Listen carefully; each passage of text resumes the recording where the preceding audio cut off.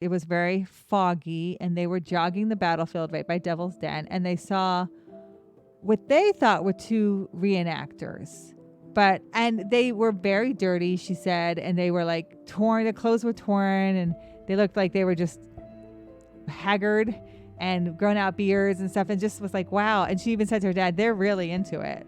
And they were on the other side of the road as they were jogging, and they didn't really even look at them or engage them. And she said her dad waved, but they didn't even really look up, and they just kept going, and they didn't even think anything of it. Well, then that night, they're taking a ghost tour, bus tour.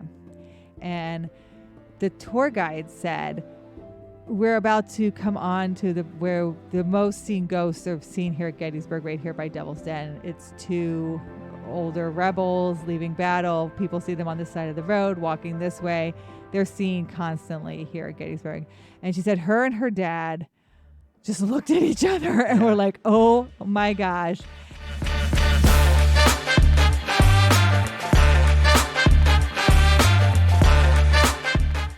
Welcome to Talk with History. I'm your host, Scott, here with my wife and historian, Jen. Hello. On this podcast, we give you insights to our history-inspired world travels, YouTube channel journey, and examine history through deeper conversations with the curious, the explorers, and the history lovers out there. Now, Jen, we just got back from an extended break. We've been off for probably almost a month now. So if you're listening to this podcast, welcome back to you, welcome back to us, and we've got a whole bunch of stuff that's coming up on the horizon. Bunch of Western videos, Western history, Little Bighorn, Wild Bill Hickok, all that fun stuff. So make sure that you're following this podcast in your favorite podcast player. And we also have a lot of comments and reviews to talk about. So we actually got a review on June 2nd from, I can't quite read the username, Tunierwa, I don't know. But she left us, I'm assuming it's a she, 5 stars. I love history. Raised by going to most every Civil War battlefield. I have something like 70 podcasts in my feed, and this is one of the best. Thank you so much for saying that. Thank you. I need that kind of feedback every now and then. Scott and Jen both make history available to the novice and advanced. Also, their production value is excellent. They are a top contender on knocking the History Channel off their pedestal. So I know that she listens regularly. Yes. Or he listens regularly because we talk about that all the time, that we're coming for the History Channel. One day we will be there in listeners and subscriber count. We also got a couple comments on Spotify. So if you're listening on Spotify, they've rolled out a new feature where people can respond to kind of automatically like a poll or a question or something. And Linda Siddons had commented on the Ronald Reagan episode where you had mentioned the gentleman claiming to be in charge of the White House as Speaker of the House, and actually was Alexander Haig, who is Secretary of Defense. Yes. And I think we had corrected that later. We corrected later on in the conversation. Yeah. So thank you for catching that, Linda. That's great feedback. We caught that later. And then also we got another comment from DG Photography on the Lost Colony episode. DG Photography said, I work a lot with the settlements down there in Virginia, and there's new evidence indicating they just packed up and left. And that's in reference to the Lost Colony at Roanoke, North Carolina. Basically, kind of nobody really knew. They just kind of just disappeared. Yeah, I remember they had carved Croatoa. Right, some of the very first English settlers in America, period. And no one knew what happened to them. That's why they call the Lost Colony. Called the Lost Colony. But there's we surmise that they probably packed up and left. Yeah. And we talked about that on that video. But we love that people were commenting on DG Photography. So if you listen on Spotify, feel free to leave us a review or comment. We'll definitely read that. And if you're listening in Apple Podcasts somewhere else, leave us a review. And if we can find the review, we will definitely read it out. I also want to give a shout out. When we were on our trip to Little Bighorn this summer, and that's coming up, the video's coming up this summer, we got approached. We got kind of your first fan public recognition. Yes, I was approached by someone at the Battle of Little Bighorn, like the most farthest out parking lot at the Battle of Little Bighorn National Park. They asked me, are you Jen of Walk with History? So it was pretty awesome. Took a picture. Yeah, and I believe it was Robbie Bryant. Robbie Bryant. He's very nice. He said, oh, yeah, I saw your stuff when you were working with JD from History Underground. Yes. And if you watch any history on YouTube, you've probably seen JD's videos. He's a friend of ours. So that was just really cool. We told him we'd give him a little shout out. And then also while we were driving around the country, we kind of wrote our channel name on the back of our window. Yes, we made the History Mobile. The History Mobile, and we created a Venmo, and if you want to use it, you can. The Venmo is just at Walk with History, no spaces. but we put it on the back, and we got a donation from Sydney, and all that Sydney wrote was just spotted an I-90. And if you know the western kind of part of the country from Montana down, the I-90 is a very long kind of east-west highway. But the most northern one. So I think Sydney donated a couple bucks, and then your friend Lisa actually donated to our Venmo after we posted the picture on Facebook. Yeah, and she's a realtor in the Virginia area, a top-notch realtor. So if you need any real estate information or advice, she's the person to go to, Lisa Lynch. So it was super fun getting that. So it's just fun. Again, if you're listening, if you listened for a while, or if you're a new listener, we love getting feedback. We love seeing these reviews. So please feel free to drop us a review or reach out to us at talkwithhistory.com. Shoot us an email. We love hearing from our listeners. Yes. Thank you to the reviewers, to the folks saying hello out in public. If you see us, please feel free to say hello.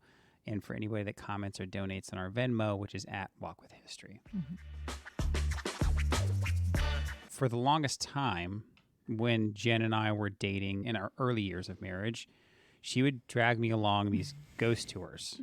And I, not being particularly interested in haunted houses or ghost stories, I never really knew why. I would just kind of roll my eyes and I would do it for Jen. Right. And then about a year ago, maybe 18 months ago, we went to Colonial Williamsburg and did a ghost tour walking near George Wyth's house. And I finally realized, Jen, why you like doing ghost tours so much is because they're all about history. So, Jen, you've done a lot of ghost tours, but tonight we're actually talking about Gettysburg. Yes. So let's talk about Gettysburg and ghosts. Sure. Yeah, you're right. We have a lot of history of ghost tours. Every place we've lived, San Diego claims to have the most haunted house in America. We done them in Dublin and Colonial Williamsburg, which we learned all about George Wyth. We didn't really know about him until that ghost tour. And that was kind of the light bulb moment for me. Now, it only took, 14 years of marriage for me to finally figure that out. That the reason that you like these ghost tours so much is so much history. Because really, if you've ever been on a ghost tour, and if you're listening, we'd be curious to hear kind of what your favorite ghost tours have been. Yes. But you go on the ghost tour and they tell you all about what happened, and obviously it's scary and they kind of spice it up a little bit, but it's all history. It's history. You got to make sure. So it's I would say it's foundational history. Sure. You've got to make sure the story is true. So we'll talk about something that even in the Gettysburg Ghost Tour that's not exactly true, but it embellishes the story, so it makes it even more romanticized. So you got to make sure that the history is accurate. But when you do listen to the ghost story and you go back to research it on your own, it usually has some facts, some historic fact to it. And that's what I love most about the ghost tours.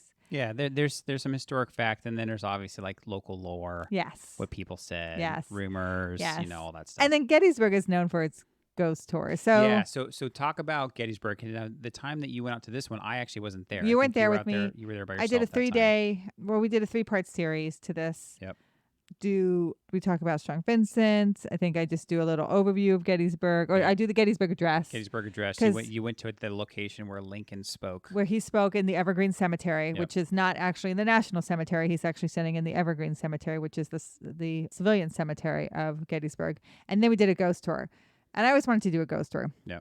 So if you remember, Gettysburg is happening July 1st, 2nd, and 3rd, 1863. It will have the most casualties of any battle in the Civil War. So the most killed. And because it happens so fast and because Lee retreats and the Union basically chases him, there's not a lot of time to bury the dead. So a lot happens to the dead in this time frame. They're left outside for long periods of time. This is July. This is Pennsylvania and the humidity. Yeah. Bloated bodies. So a lot of times in the initial battle, first couple weeks after, they just buried people where they lie. Like they would go out to the battlefield and just bury graves. Then later, they disinterred those graves and put them in the cemetery. That's the National Cemetery there. The National Cemetery there. Then they disinterred most of those Confederate graves and took those back to places like Hollywood Cemetery in Richmond. Yeah, closer to home for a lot of those soldiers. So they took the Confederates back. So people have been moved often in Gettysburg. And that doesn't mean that they don't find the random body here and there, because they do. And it doesn't mean they got everybody. And with all that death comes these ghost stories. Plus, there's a lot of unknown soldiers and there. I think that's where a lot of it starts to stem from. The unknown, and there's a couple questions, and then someone sees something once, and boof, all of a sudden you have a ghost, a ghost story on your hands. So many of these men are unidentified, right? And so nobody knows for sure how many and then who. And one of the stories we start off with is a unidentified soldier who dies holding a photograph. That's right.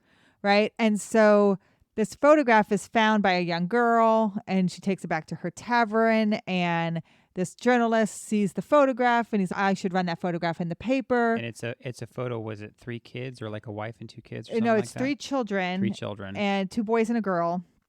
And like it looks like the 2 older children are on either side of a younger boy in the middle. And the person dies holding this picture. And so there's no other distinguishing facts about this body except for that picture. So they run the picture in the paper. Now, you remember Gettysburg happens in July. Picture is run in October and identified in October, and they identify it as Amos Humiston.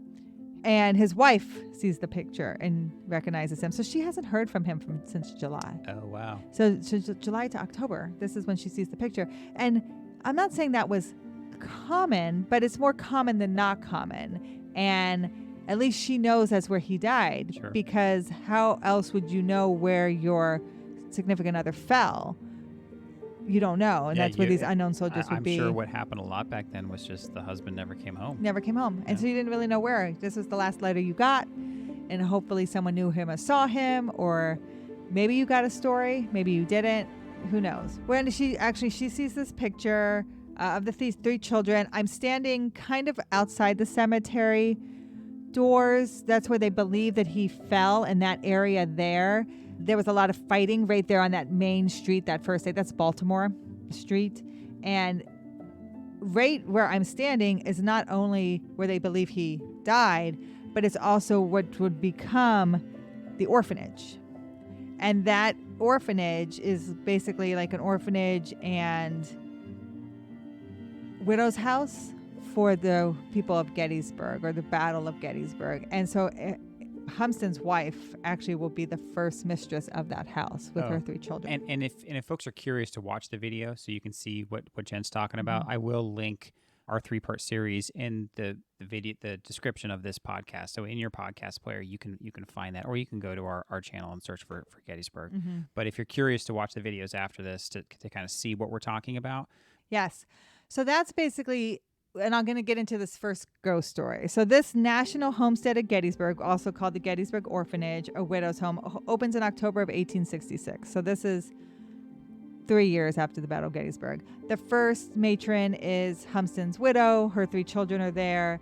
And people say they really love her. She does a great job. But then it's the second person.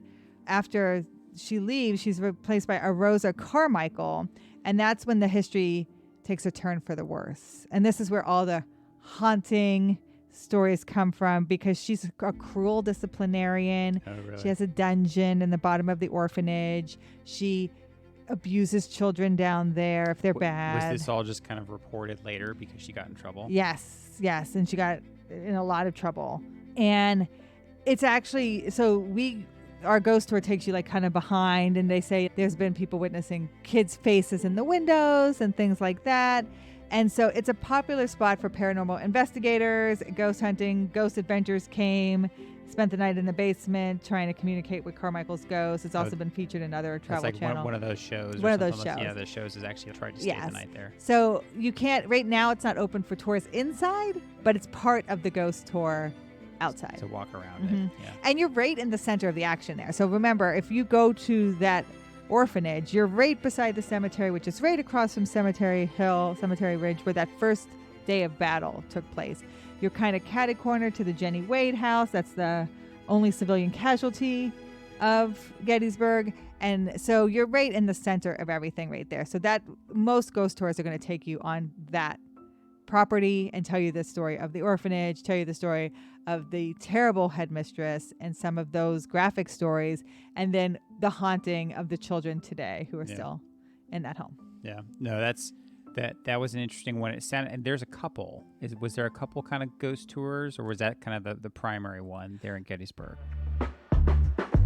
So there's a couple. I did two of them. Yeah. I did a daytime one and I did a nighttime one. And of course, there's a couple different companies, and we'll talk about the company that I used. Yeah. But you can do many different ones. And like I said, we really didn't venture onto the battlefield. You aren't allowed to go on the battlefield after sundown. Oh, really? Yeah. So the ghost stories have to kind of stand on the outside of the battlefield and talk about it. But they claim that Gettysburg is one of the most haunted places because of all the people that died there. Yeah. And so you'll see many ghost shows where they put microphones at Devil's Den because it was a strong influence of rebels who were killed at Devil's Den. No, we had our friend Courtney. Yes. Do you want to talk? Do you want to kind of tell her story? Sure. So I always say, the microphone at Devil's Den, I'm just going to tell you, they claim to catch people yelling at night or people whispering to each other or things along that nature. You can watch any of those on TV and you can decide for yourself. My friend Courtney, so I love Gettysburg. We've talked about this. I love going at the golden hour. That's the first hour after sunrise. That's when the park opens. Parks open sunrise to sunset. And so if you can get out there early, if you stay at a place close enough and you can get out to the battlefield right as the sun rises, like I did, Yep. You can jog it. And it's a beautiful jog and it's a great place. It's safe and it's groomed and nobody's there. It's like you have the place to yourself. If you see our video from Gettysburg, I'm at Devil's Den by myself. Yeah. I mean, that's really unheard of, especially in the summer. I wasn't there and I was in September, but in the summer, to be anywhere in Gettysburg by yourself is rare. So my friend Courtney, your friend Courtney, we know her from the Navy, went to the Naval Academy, and she would meet her dad sometimes in Gettysburg to jog the battlefield because it was close. It's close enough to DC. Yep. And it's like I said, it's a great jog. And one morning, dusk, it was very foggy, and they were jogging the battlefield right by Devil's Den, and they saw what they thought were two reenactors. But again, the park's only open from sunrise to sunset, and they had just gotten there at sunrise. So it doesn't mean that it's not reenactors out there at sunrise. It's just why. Sure. And they were very dirty, she said, and they were like torn. The clothes were torn, and they looked like they were just haggard and grown out beards and stuff, and just was like, wow. And she even said to her dad, they're really into it. And they were on the other side of the road as they were jogging, and they didn't really even look at them or engage them. And she said her dad waved, but they didn't even really look up, and they just kept going, and they didn't even think anything of it. Well, then that night, they're taking a ghost tour, bus tour. And the bus tour it's before the sun goes down. They were driving the battlefield, and the tour guide said, we're about to come on to where the most seen ghosts are seen here at Gettysburg, right here by Devil's Den. It's two older rebels leaving battle. People see them on this side of the road, walking this way. They're seen constantly here at Gettysburg. And she said her and her dad just looked at each other and were like, oh my gosh. And the way the tour driver described them, it was like the description was to a T of the two men that they saw. That's so crazy. And she said it makes her hair stand up, even when she thinks about it and talks about it. And so for me, I find that fascinating and interesting. I've never seen a ghost, but I want to get out there, and like I said, I went to Devil's Den by myself. I didn't see any ghosts. And you can watch a video, and I even say in the video, if you see anything behind me in the video, I'm here by myself.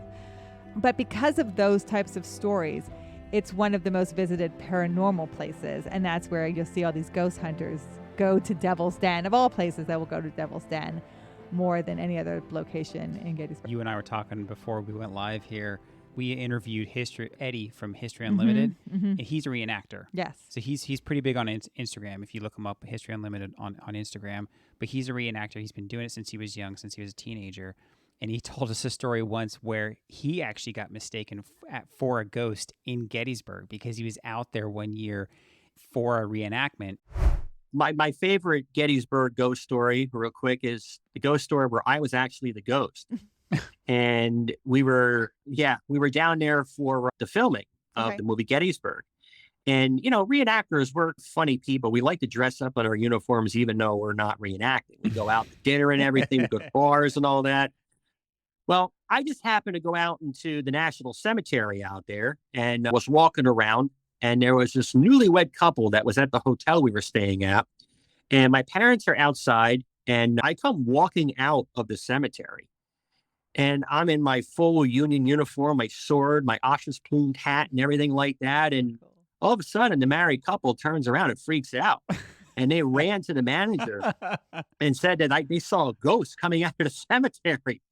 So the manager comes back, and I had gone into the room thinking that I didn't know what was going on, right? So I come out with the uniform, and they look like they've literally seen a ghost. They're all pale. My parents are like, "Oh, that's just my son." Oh my God, we're going to leave. But they said this couple walked out, saw him, turned around, and just beelined back into the hotel, and they were just freaked out.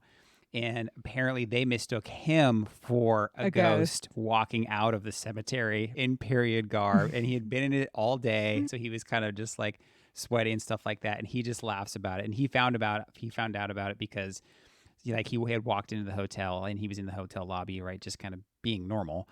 Yeah. And I think the hotel staff had said something to him and they just kind of laughed about it, right? So speaking of the cemetery, there is a ghost story associated with the cemetery. Okay. So they said there was a soldier, William Edward Miller. He was an American soldier who fought with the Union Army in the Civil War, and he received the highest award for bravery during combat, the Medal of Honor, for actions taken on July 3rd during the Battle of Gettysburg. He was ordered to keep his company stationed on a hill. He disobeyed these orders and led a surprise attack against a Confederate charge. And he's said to have saved Gettysburg for his decision to break rank. And he was claimed to be the first time in military history where a soldier was awarded for disobeying a direct order. So he later passes away. He's later buried at the Gettysburg Cemetery, but his marker doesn't identify him as a Medal of Honor recipient. Yeah, which that's not too common. I mean, it's not unheard of. Yeah, today they do that. Today we do. So back in the day, that wasn't a norm. Okay. It wasn't a norm if you were awarded the Medal of Honor for it to automatically be put on your tombstone. Gotcha. Now it is. Now, usually they do them in gold writing. We talked about Audie Murphy didn't want his in gold writing, but his still says Medal of Honor on it. And so they replaced everybody who has received the Medal of Honor. Everyone's tombstone has been replaced, if it's okay with their family, with gold writing Medal of Honor, and it says it on there. And so the story was, until his tombstone was replaced and he was identified as a Medal of Honor recipient, he wandered the graveyard. His ghost wandered the graveyard. Oh, interesting. And so that was like, we were standing at the cemetery. We went to his grave. His grave is right when you first walk into the cemetery. It's to the right, so it's a very easy one to find.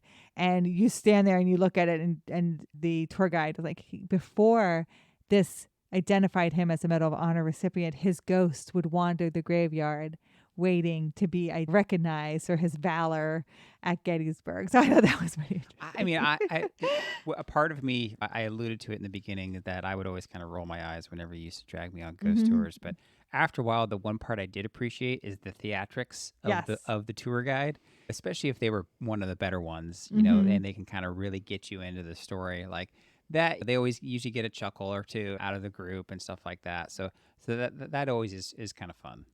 And they really do get into it. And it is, you feel you're there. You're being entertained, right? Because you're paying for this ghost tour and you want to learn about the people of that time. I mean, I can totally see you giving ghost tours. 100%. I would like to be the people who sit at the gravestone and dress up as the person who died and tell their story. I like that. Like more reenactor. Yeah, more reenactor. Yeah. That was something I would be interested in doing. Yeah.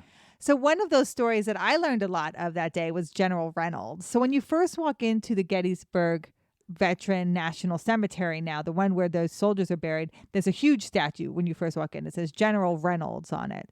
And General Reynolds is the first general killed at Gettysburg. He's killed that first day. And he leads his men on a charge, and he's shot pretty much right away in the back of the head.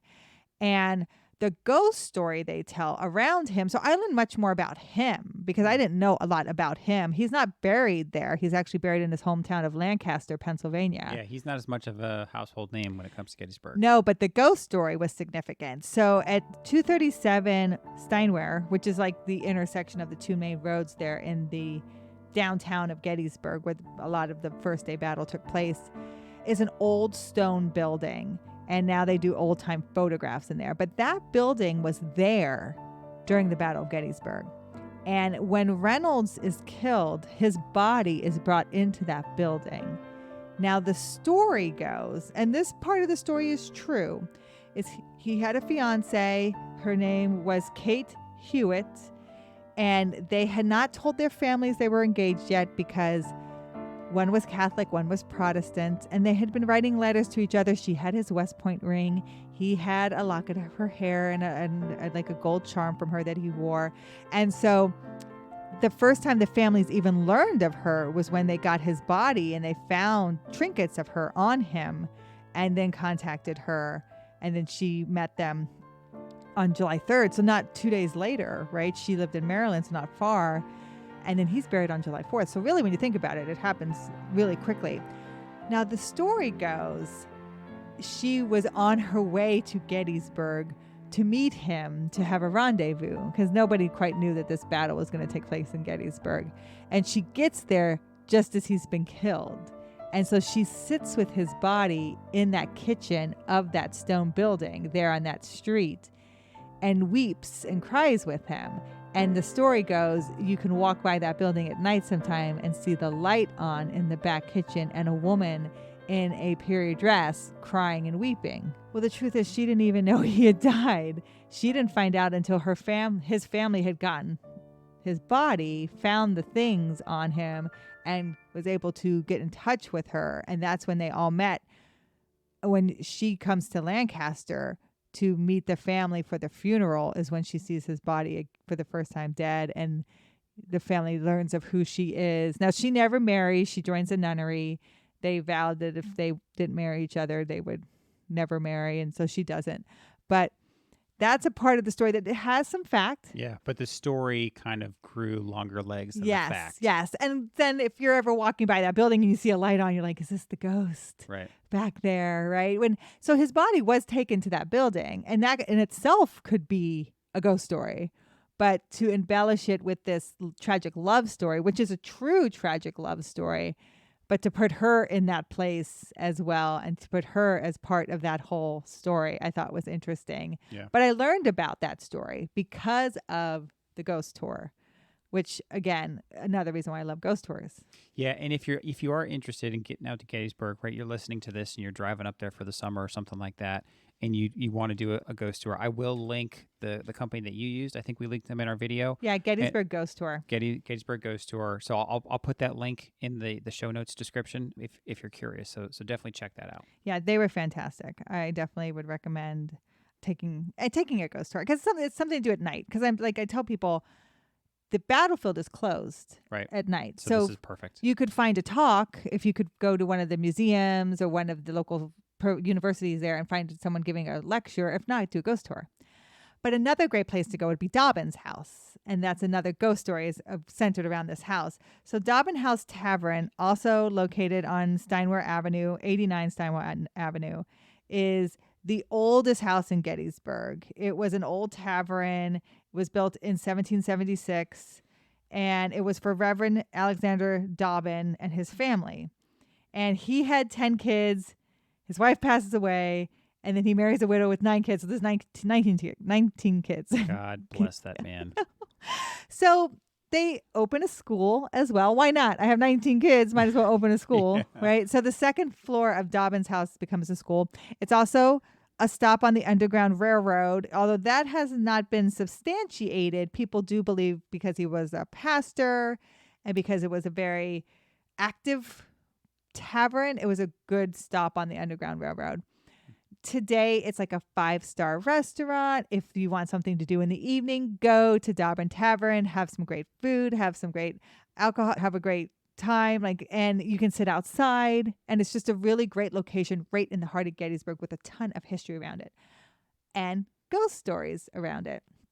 So because of the children associated with the family and the school, they claim that there's ghost children who run around the tavern. Is that the one where people say that, like, for cakes in Yes. the building, Looks like a little finger. it looks like little kid fingers have taken icing out of the cake? Icing out of the cake. Okay. I mean, honestly, if I was a chef there, I'd be doing that to all the cakes. Of course. Because first of all, I'd want to eat the icing, and then I'm going to keep up this ghost story. Yeah, I don't know how that got there. I swear, I just finished this cake. Yes, and then there's a African-American child that they see who might have been associated with the Underground Railroad, who also it makes their presence known, I guess, in Dobbins House.